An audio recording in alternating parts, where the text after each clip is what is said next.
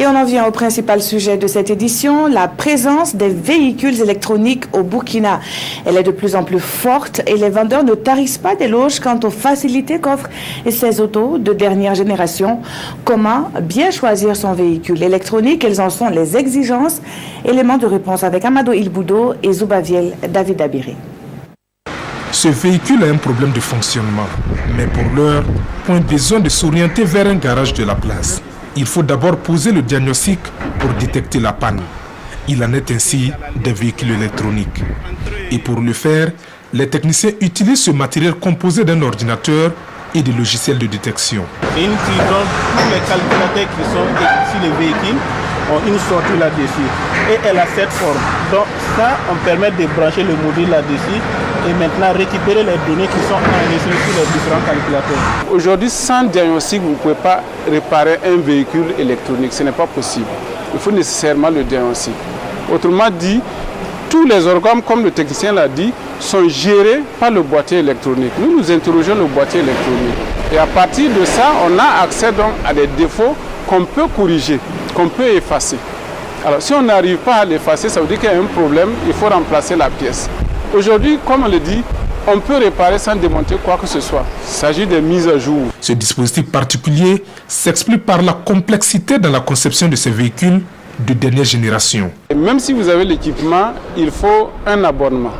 Il faut vous abonner auprès donc, des fabricants de véhicules qui mettent à votre disposition les données donc, du véhicule. Quand vous prenez aujourd'hui dans la fabrication des véhicules, c'est-à-dire que l'électronique embarquée représente pratiquement environ 40% de la valeur du véhicule sorti d'usine. C'est pour dire qu'on ne peut pas se passer aujourd'hui de l'électronique. C'est du matériel sûr. Seulement, il faut passer. C'est comme les ordinateurs. Entretenir donc ce véhicule requiert toute une procédure et tout un savoir-faire.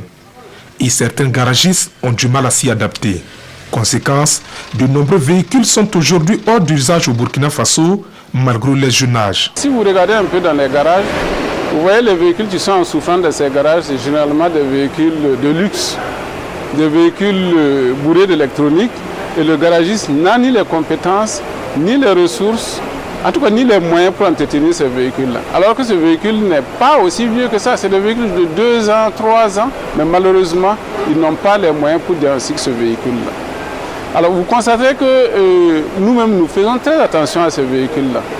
Quand on a en charge un véhicule qu'on doit diagnostiquer, nous prenons soin de nous informer si le véhicule n'a pas transité par plusieurs garages. Parce que le véhicule, en réalité, constitue un virus pour nous.